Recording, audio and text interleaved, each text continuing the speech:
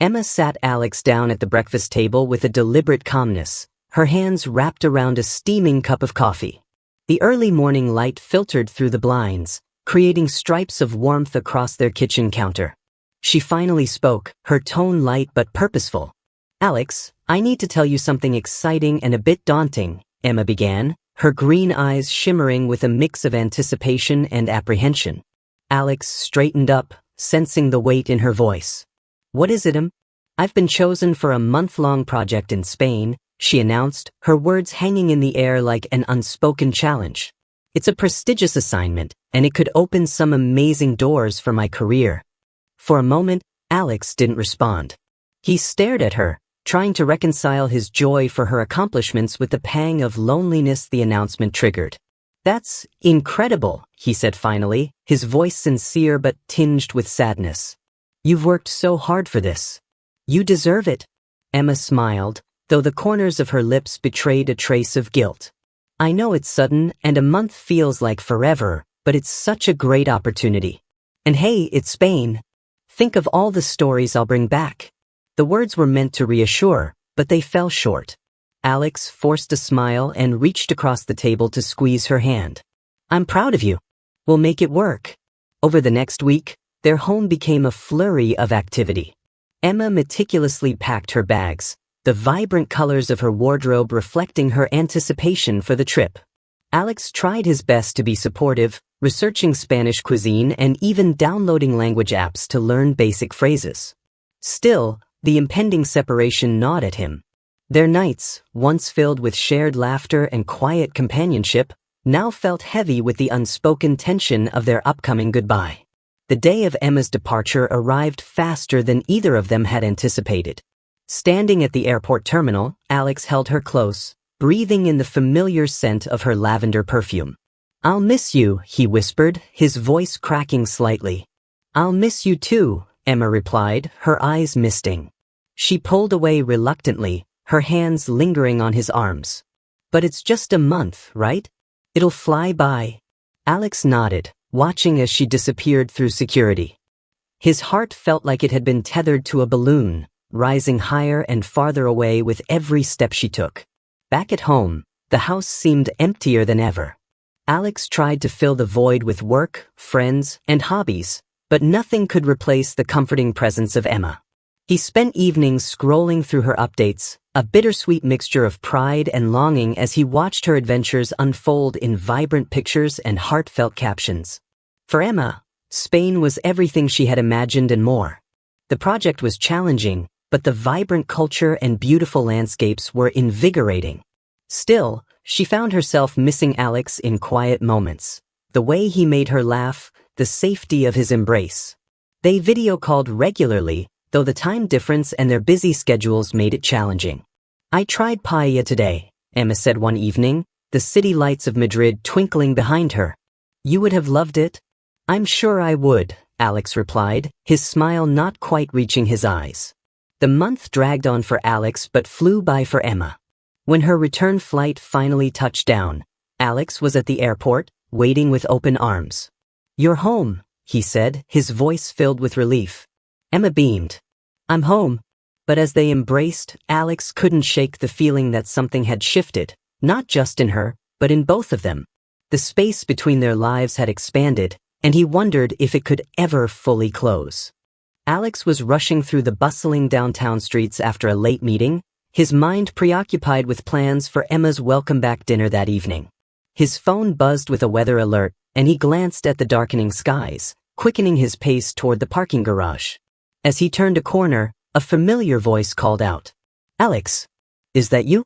He looked up to see Sophia, an old colleague from a previous job, waving at him. They hadn't spoken in years. She looked as cheerful as ever, but her eyes held a curious edge, like she was bursting to share a secret. "Hey, Sophia," Alex said, smiling warmly despite the rain beginning to drizzle. "It's been a while. How are you?" They exchanged pleasantries, catching up on life and work, but then Sophia's tone shifted. "By the way," she began casually, "I thought I saw Emma the other week." Alex's brows lifted. "Oh, really? Where?" "In Miami," she replied with an odd smile. I was there for a conference, and I swear I saw her at a cafe near my hotel. She was with a guy. I didn't say hi because I wasn't sure if it was her. But it looked just like her. Alex blinked, momentarily stunned. Miami, he repeated, his voice hesitant. That's odd. She's been in Spain for work. Sophia shrugged. Maybe it was someone else. Anyway, it was just a quick glimpse.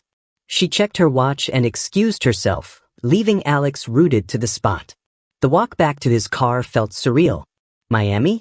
The possibility gnawed at him, though he tried to convince himself it must have been a mistake. Yet, a sliver of doubt crept into his thoughts. When he reached home, Alex couldn't shake the unease. His curiosity turned into action as he dialed Emma's office number.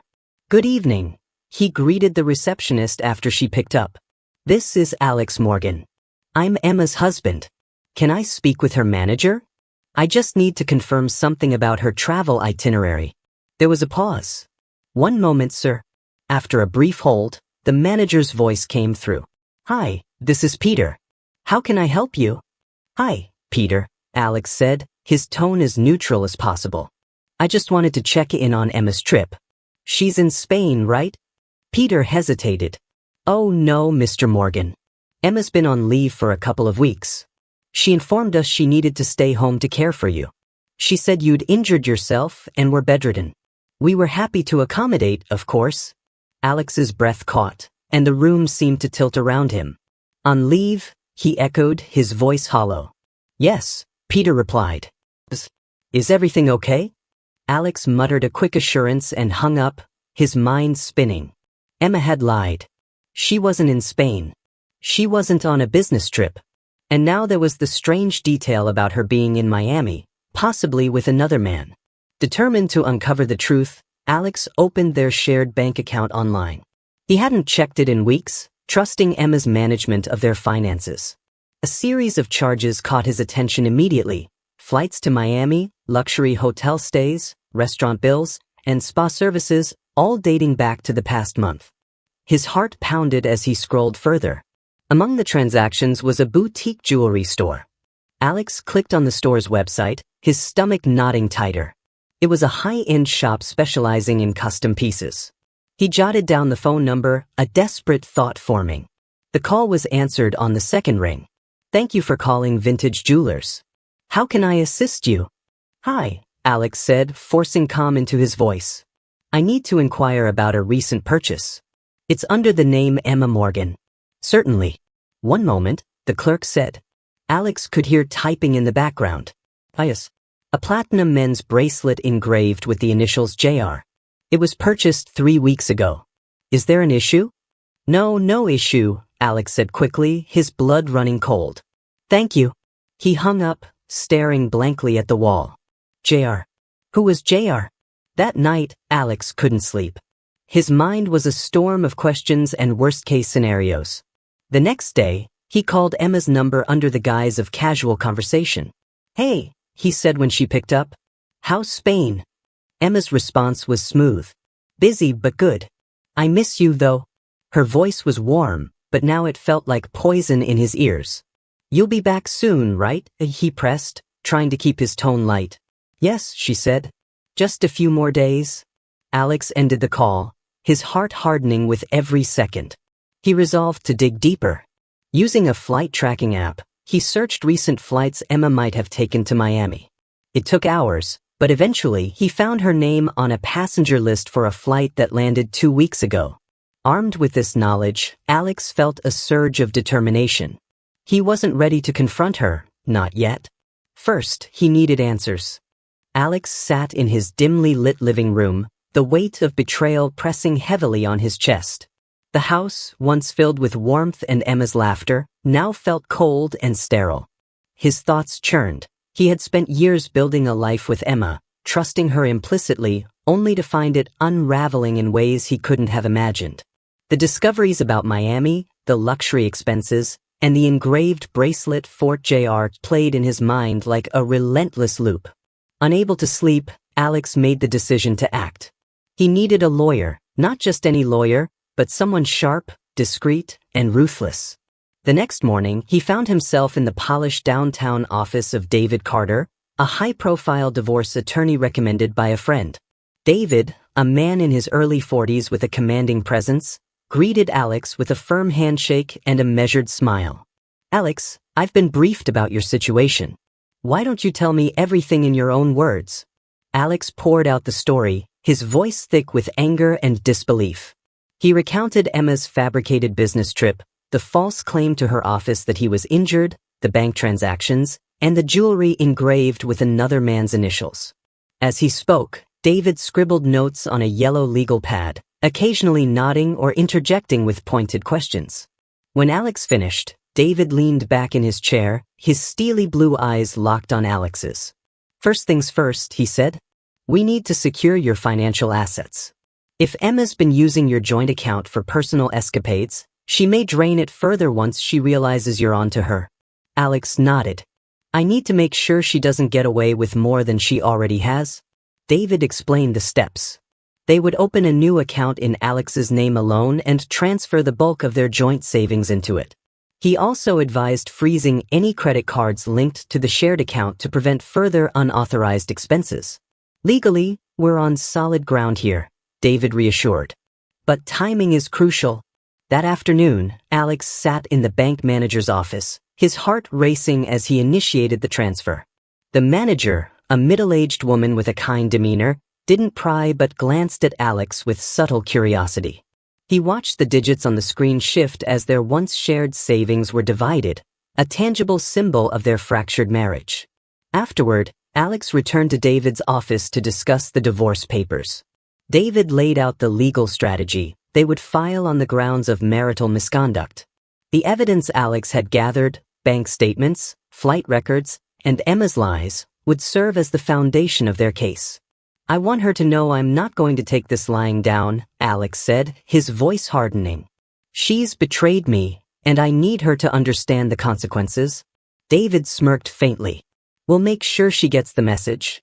As they discussed the details, David suggested one more step, a private investigator to gather additional evidence. "We already have a strong case," he said. "But if there's more to uncover, it could strengthen your position." Alex agreed, though the thought of digging further into Emma's deceit left him feeling hollow. Still, he knew it was necessary. Over the next week, Alex's life became a carefully orchestrated dance of secrecy. He arranged his finances meticulously, ensuring Emma wouldn't notice the missing funds until it was too late. He also coordinated with a private investigator, providing details about Emma's recent activities and potential connections to JR.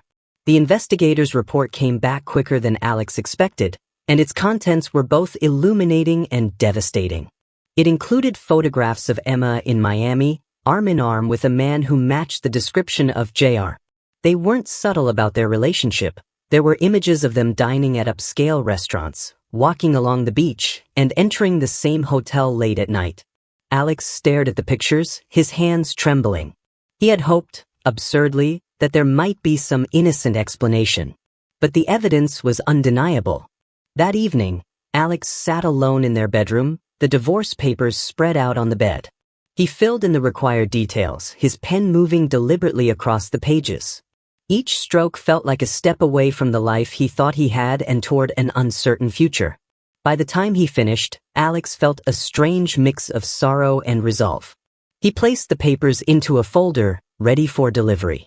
Tomorrow, Emma would return from her so-called business trip, and everything would change. Emma arrived home on a sunny afternoon, her suitcase wheels clicking rhythmically as she approached the front door. The trip from the airport had been exhausting, and she was looking forward to the familiarity of her home, to see Alex and reassure herself that the distance between them hadn't caused irreparable damage. She slipped her key into the lock and pushed open the door. The sight that greeted her froze her mid-step. A woman she didn't recognize was sitting on the living room couch, calmly folding laundry, while a young boy, no older than 7, played with toy cars on the rug. The woman looked up, her expression neutral but not surprised. "You must be Emma," she said evenly. Emma's heart pounded. "Who are you?" she demanded, her voice sharp. Her eyes darted around, searching for Alex. "My name is Olivia," the woman replied, standing up. She was calm, almost serene, but there was a firmness in her demeanor. "And this is my son, Noah."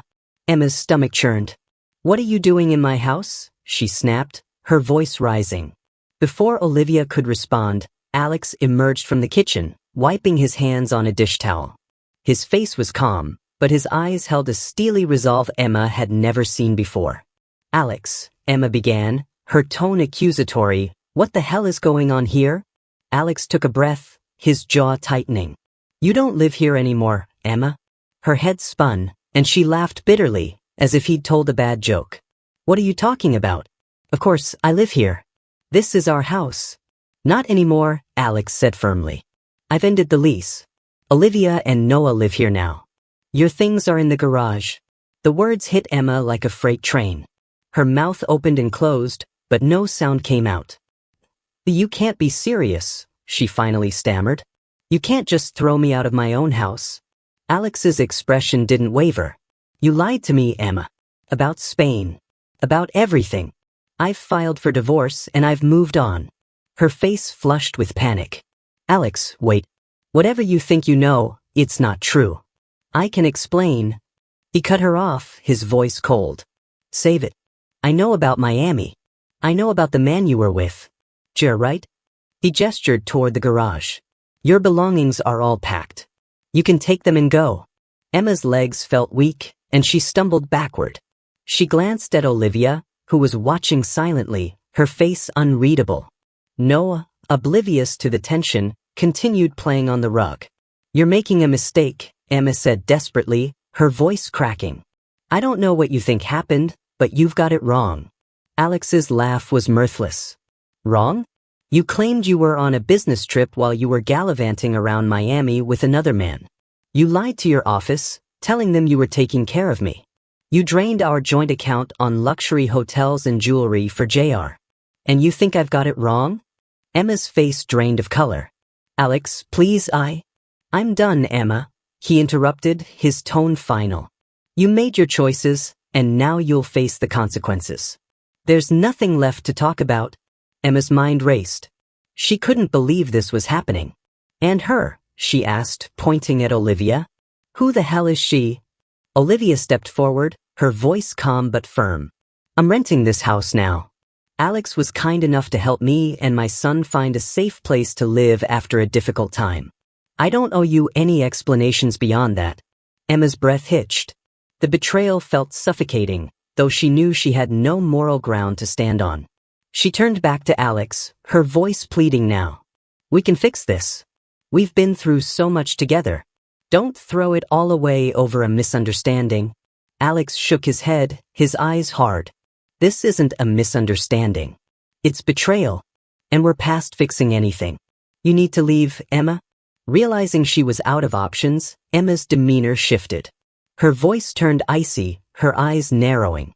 "You think this will end well for you, Alex? You think you can just throw me out and move on like none of this matters?"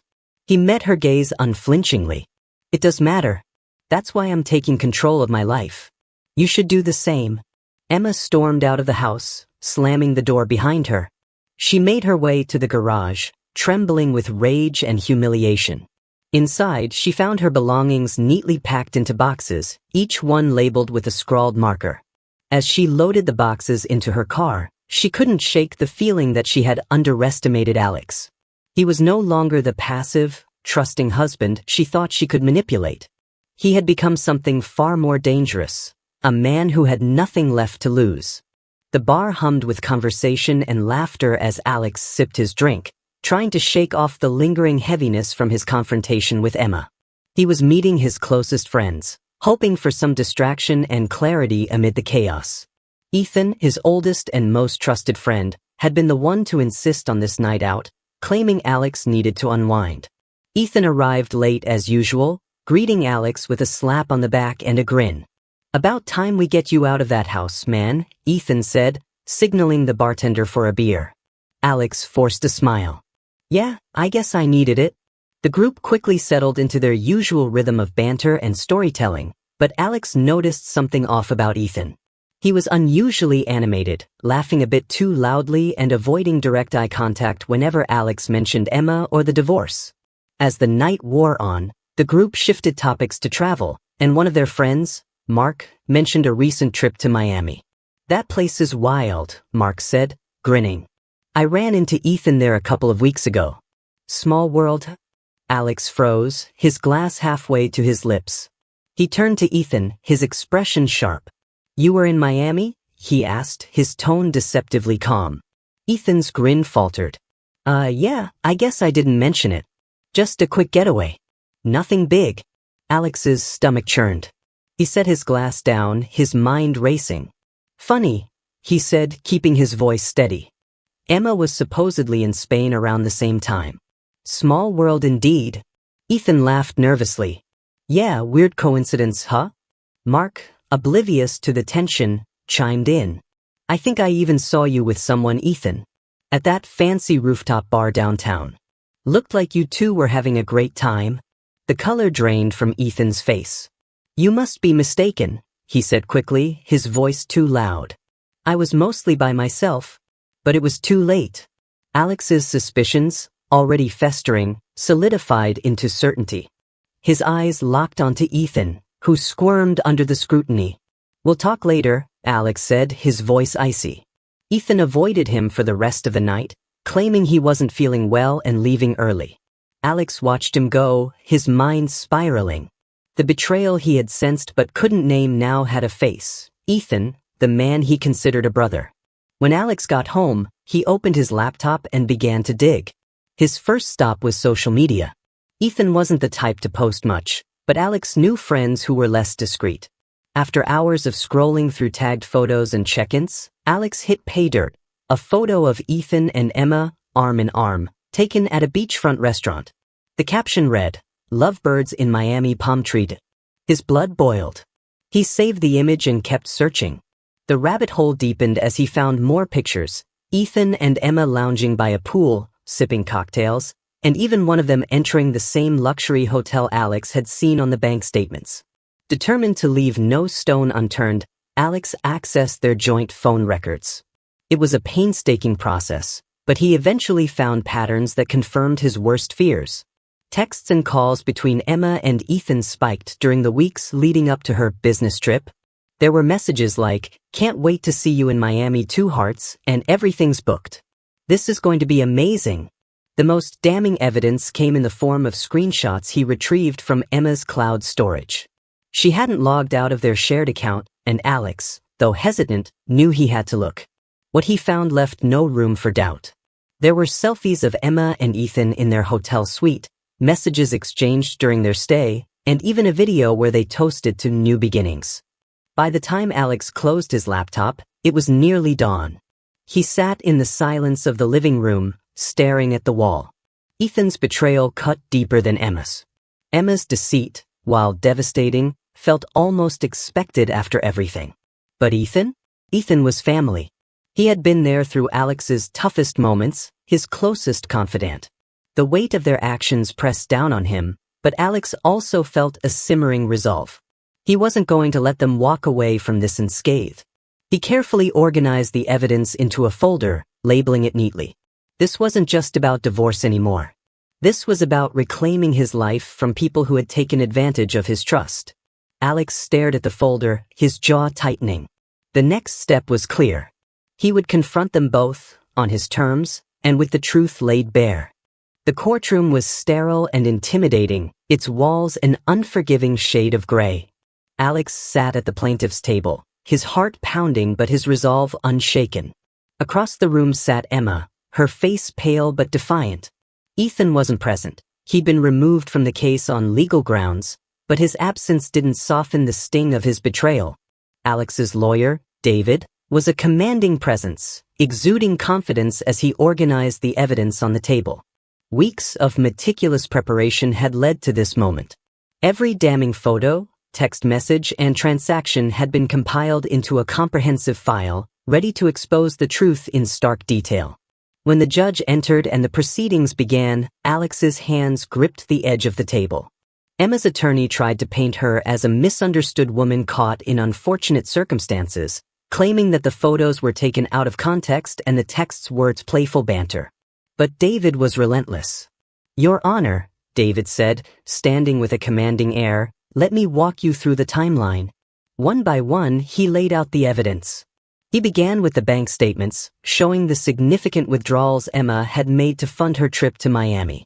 Next came the texts, romantic messages exchanged between Emma and Ethan that left no room for misinterpretation. The courtroom fell silent as the judge read through them, his expression hardening with each line. Then came the photos, Emma and Ethan dining together, walking hand in hand on the beach, and entering the same luxury hotel late at night. The final piece was a video of them toasting with champagne, Ethan calling Emma the love of my life. Alex avoided looking at Emma as the images played on the court screen, but he could feel her squirming under the weight of the evidence. Emma's attorney tried to counter. These images and messages, while embarrassing, do not constitute legal grounds for expedited proceedings. David's rebuttal was swift. Your Honor, the defendant committed marital fraud by deceiving her husband, fabricating a business trip, and diverting shared financial assets for personal use. This isn't just a betrayal, it's financial and emotional abuse. The judge's gaze turned steely as he addressed Emma's lawyer. Do you have anything substantial to refute these claims? The lawyer stammered, clearly unprepared to dismantle such a damning case. The judge turned his attention back to Alex. Mr. Morgan, you've provided sufficient evidence to expedite these proceedings. The court grants the divorce effective immediately. The gavel struck with a finality that echoed in Alex's chest. He let out a breath he hadn't realized he was holding. It was over. The marriage he once cherished had officially ended, but instead of sorrow, Alex felt a surge of relief. The fallout for Emma and Ethan was swift and brutal. Word spread quickly among their mutual friends and colleagues. Social media became a battlefield as the photos and messages leaked, shared by acquaintances who couldn't resist the allure of scandal. Emma's carefully curated image of a driven, loyal professional crumbled. Her employer, already displeased by her fabricated leave of absence, terminated her position. Her once bustling LinkedIn profile turned into a ghost town as former colleagues distanced themselves. Friends who had supported her through her supposed business trip felt betrayed and abandoned her. Ethan, once the charismatic centerpiece of their social circle, faced equal backlash. Friends who had known both men for years couldn't reconcile Ethan's betrayal of Alex. Invitations to gatherings dried up, and he found himself increasingly isolated. Attempts to defend himself were met with cold skepticism, his reputation too tarnished to recover. Their romantic relationship, built on deception, didn't last. Within weeks, the cracks began to show. Without the thrill of secrecy and with no support system, they turned on each other. Arguments over blame and betrayal became their new norm. Ethan accused Emma of dragging him into the public eye, while Emma lashed out at Ethan for being careless enough to let their affair be exposed. It wasn't long before their toxic dynamic imploded, leaving them both alone. For Alex, life took on a refreshing clarity.